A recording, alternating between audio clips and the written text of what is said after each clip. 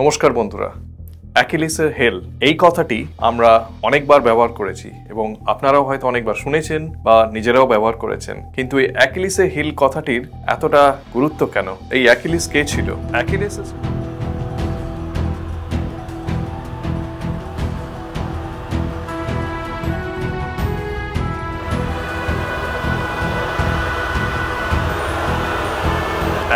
সাথে ট্রোজান ওয়ারের কি সম্পর্ক? অ্যাকিলিসের হিলের পিছনে কিন্তু একটা গভীর রহস্য আছে। অ্যাকিলিসের হিল বা অ্যাকিলিসের গোড়ালি এটি কেন এত তাৎপর্যপূর্ণ?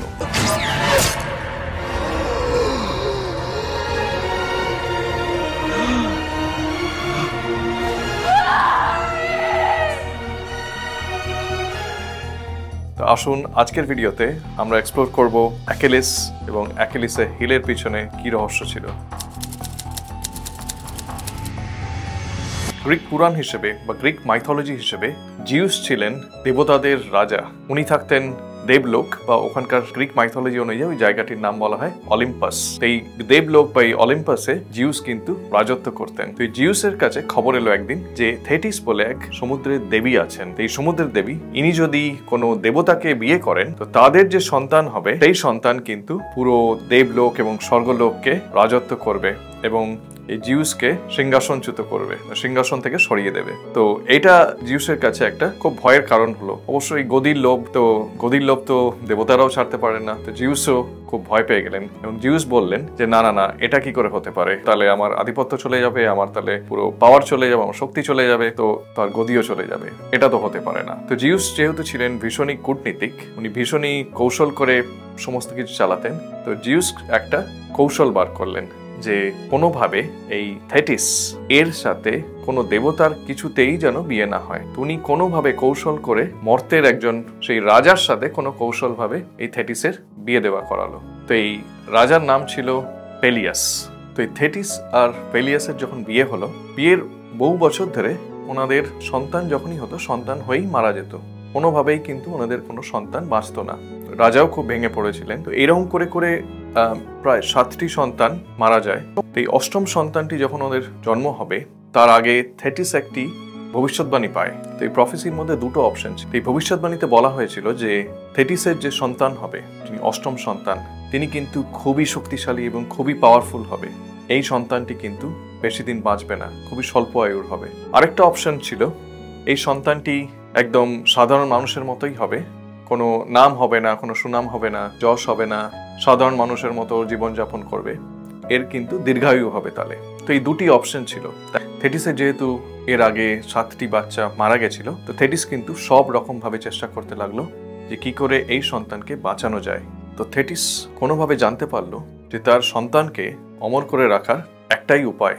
একটি পবিত্র নদী ছিল যার নাম ছিল রিভার স্টিক্স। তো এই রিভার স্টিক্স এর মধ্যে যদি স্নান করানো হয় ওই সন্তানকে, তাহলে কিন্তু ওই সন্তান চিরকালের জন্য অমর হয়ে যাবে এবং কেউ ওকে কোনোভাবে মারতে পারবে না। থেটিস এইটি জানতে পেরে ঠিক করলো যে যখনই ওনার সন্তান হবে তো তিনি তখন ওর সন্তানকে নিয়ে এই পবিত্র জলে স্নান করাবেন। তো এইভাবে থেটিসের এবং পেলিয়াসের 8ম সন্তান হলো এবং এই 8ম সন্তানটির নাম হলো অ্যাকিলিস। অ্যাকিলিস যখন জন্মালো, থেটিস কিন্তু রাত্রেবেলায় চুপি চুপি অন্ধকারের মধ্যে রাজপ্রাসাদ থেকে বেরিয়ে রিভার স্টিক্স এর কাছে উনি গেলেন। উনি তখন একটি পা ধরে জলের মধ্যে স্নান করালেন। তো ওই একটি পা যেখানে ধরেছিলেন সেই জায়গাটা ছিল ওই গোড়ালি।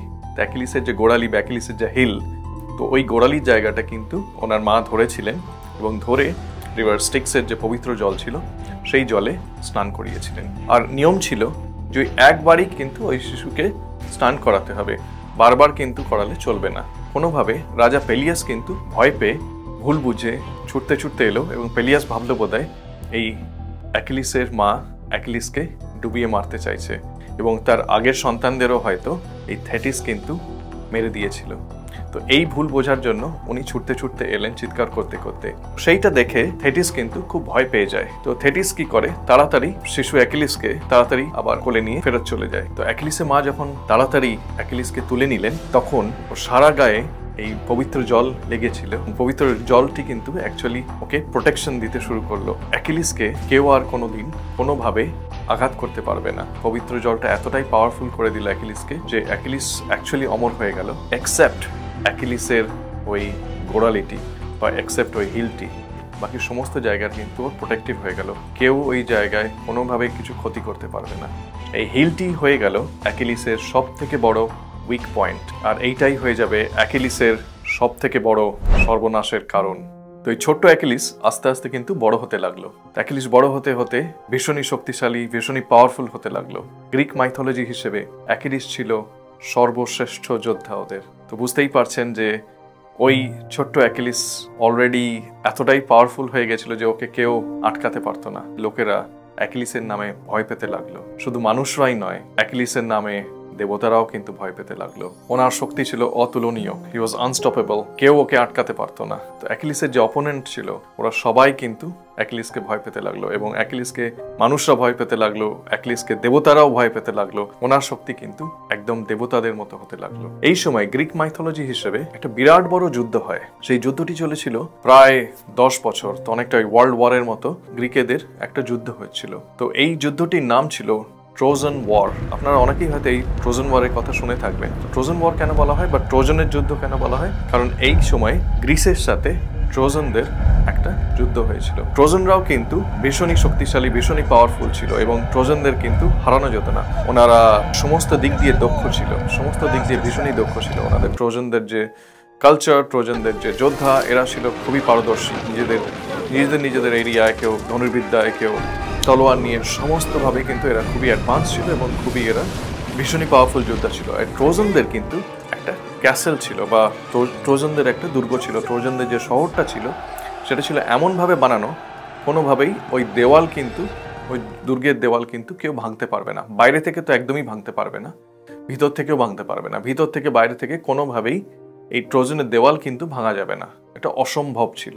তো ট্রোজান এই অ্যাডভান্টেজটা নিয়ে 9 বছর এই যুদ্ধ চালিয়ে গেছিল, এবং শুধু চালিয়ে গেছিল না, ওরা এমন পরিস্থিতিতে এলো যে গ্রিকরা কিন্তু প্রায় হেরে যাচ্ছে, এরকম অবস্থা। তো 9 বছর চালানোর পরে গ্রিকরা আর পারছিল না। তো গ্রিকরা প্রায় ঠিক করে নিয়েছিল যে ওরা হেরে যাবে, আর যুদ্ধ টানা সম্ভব নয়। তো ট্রোজানরা এতটাই পাওয়ারফুল ছিল, গ্রিকদের সরঞ্জাম সব শেষ হয়ে আসছিল, এবং ওরা আস্তে আস্তে আরো গরিব হয়ে যাচ্ছিল, এবং ওদের বহু লোক, বহু যোদ্ধা, বহু বীর ছিল, অনেকেই মারা গেছে। তো এই পরিস্থিতিতে গ্রিকরা তখন একটা লাস্ট চান্স নিল। গ্রিকরা কোনোভাবে ঠিক করলে যে দেখো, এই ট্রোজানদের যদি আটকানো যায়, সেটা একমাত্র পারবে এই অ্যাকিলিস। উনি একাই 100। অ্যাকিলিস কিন্তু কোনোভাবে যুদ্ধের সাথে কোনোভাবেই যুদ্ধে কিন্তু আসতে চাননি। ওই অ্যাকিলিস কিন্তু কোনোদিনই কোনো যুদ্ধ করতে চায়নি। কিন্তু গ্রিকরা বুঝলো যে অ্যাকিলিস যদি যুদ্ধে না আসে, গ্রিকদের হার কিন্তু একদম নিশ্চিত।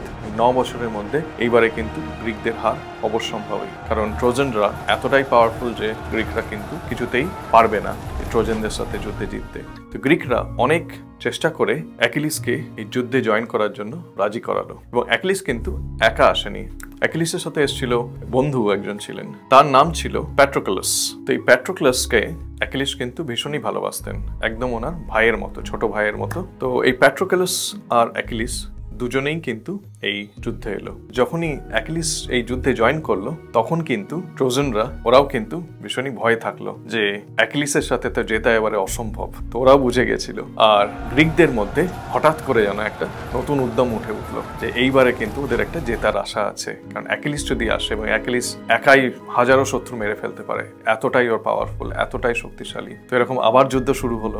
গ্রিকরা কিন্তু এবারে নতুন মনোবল, নতুন উদ্যমে কিন্তু এবার ট্রোজানদের অ্যাটাক করলো, এবং আস্তে আস্তে ট্রোজানদের অনেক যোদ্ধাদের মারতে শুরু করলো। ট্রোজানদের অবশ্যই অবস্থা খারাপ। তো অ্যাকিলিসকে দেখে অনেকেই, ট্রোজানদের অনেক যোদ্ধারাই ভয় পেয়েছিলেন। অ্যাকিলিস যখন যুদ্ধে নামলেন, শয়ে শয়ে ট্রোজানদের যোদ্ধারা কিন্তু মারা পড়তে লাগলো অ্যাকিলিসের হাতে এবং অ্যাকিলিসের দলের হাতে। তো এই সময় ট্রোজানদের যে রাজপুত্র ছিল, তার নাম ছিল হেক্টর। তো হেক্টর ছিল ট্রোজানদের সব থেকে শ্রেষ্ঠ যোদ্ধা। তো ট্রোজানদের মধ্যে সব থেকে পাওয়ারফুল বা সব থেকে শ্রেষ্ঠ যে যোদ্ধা ছিল এবং সব থেকে বীর ছিল, ইনি ছিলেন হেক্টর। এই হেক্টর কিন্তু যুদ্ধক্ষেত্রে নামলেন।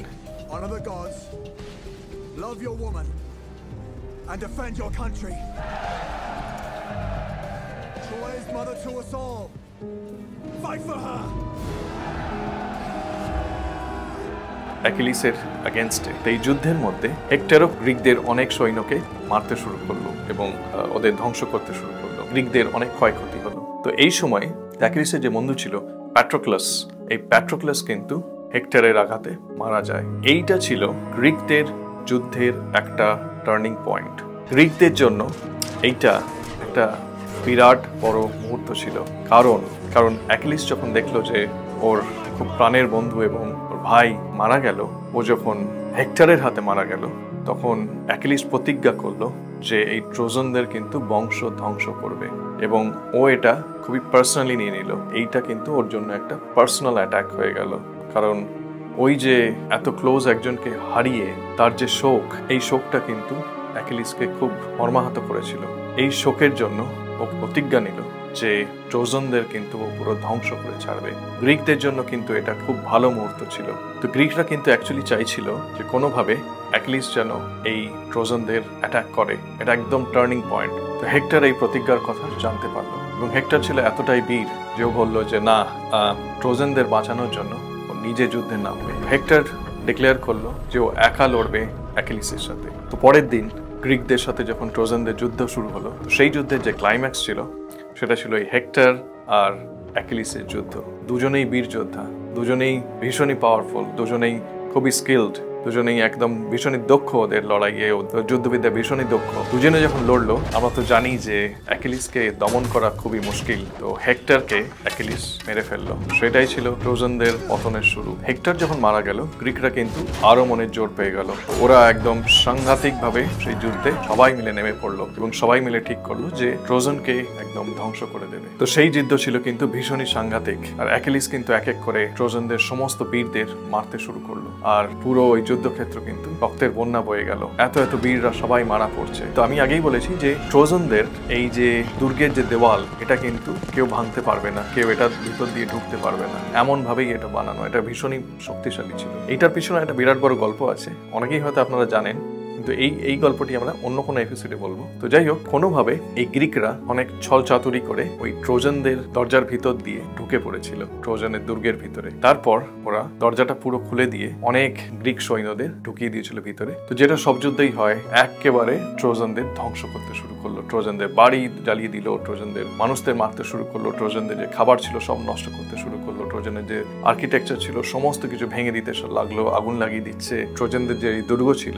এই দুর্গকে একদম নিঃশেষ করে দিল বা একদম ধ্বংস করে দিল। তো এই সময় অ্যাকিলিস যখন এইভাবে যুদ্ধ করে যাচ্ছে এবং ট্রয়ের যে লোক বা ট্রোজানদের যে মারতে শুরু করেছিল, তখন হেক্টরের যে ভাই ছিল তার নাম ছিল প্যারিস। এবং প্যারিস কিন্তু একদমই কোনো ভালো যোদ্ধা ছিল না এবং ভীতু ছিলেন। গ্রিকদের এক দেবতা ছিলেন যিনি ছিলেন খুবই ভালো তীরন্দাজ, মানে উনি তীর ধনুক বা আর্চারির দেবতা ছিলেন। সেই দেবতার নাম ছিল অ্যাপোলো। তো এই অ্যাপোলো এই প্যারিস, যিনি হেক্টরের ভাই ছিলেন, এনার হাত দিয়ে এমন একটা তীর ছুড়লেন যে সেই তীরটা একদম সোজা গিয়ে লাগলো অ্যাকিলিসের ওই হিলে। অ্যাকিলিসের হিলের উইক পয়েন্টটা কিন্তু কেউই জানতো না, কিন্তু এটা দেবতাদের কৌশলী বলুন বা প্যারিস কোনোভাবে হয়তো জেনে গেছিল যে অ্যাকিলিসের ওইটাই হচ্ছে উইক পয়েন্ট। তীরটা কিন্তু সোজা গিয়ে লাগে অ্যাকিলিসের হিলে এবং অ্যাকিলিসের হিল যেহেতু ছিল ওর উইক পয়েন্ট, সেহেতু ওই বানের আঘাতে কিন্তু অ্যাকিলিসের ওইখানে মৃত্যু হয় এবং এই বীর অ্যাকিলিসের এইখানেই সমাপ্তি। সেই জন্য বলা হয় যে প্রত্যেকটি মানুষ, যত বীরই হোক না কেন, যত পাওয়ারফুলি হোক না কেন, প্রত্যেকটি মানুষের একটা উইক পয়েন্ট থাকে এবং সেটি হচ্ছে অ্যাকিলিসের হিল। আজও সেই যে ভবিষ্যৎবাণী করা হয়েছিল যে অ্যাকিলিস অল্প আয়ু নিয়ে বাঁচবেন বা স্বল্প আয়ু নিয়ে বাঁচবেন, কিন্তু অ্যাকিলিসকে চিরকাল লোকেরা মনে রাখবে। এই দেখুন, আমরাও কিন্তু এই অ্যাকিলিসকে মনে রাখছি অ্যাকিলিসের হিল কথাটির জন্য। তো আজকের ভিডিওটি কেমন লাগলো বলুন। যদি ভালো লাগে অবশ্যই আমার চ্যানেলটিকে সাবস্ক্রাইব করুন। পরের দিন একটি নতুন অ্যাডভেঞ্চার নিয়ে আবার চলে আসবো। ভালো থাকুন, সুস্থ থাকুন, নমস্কার।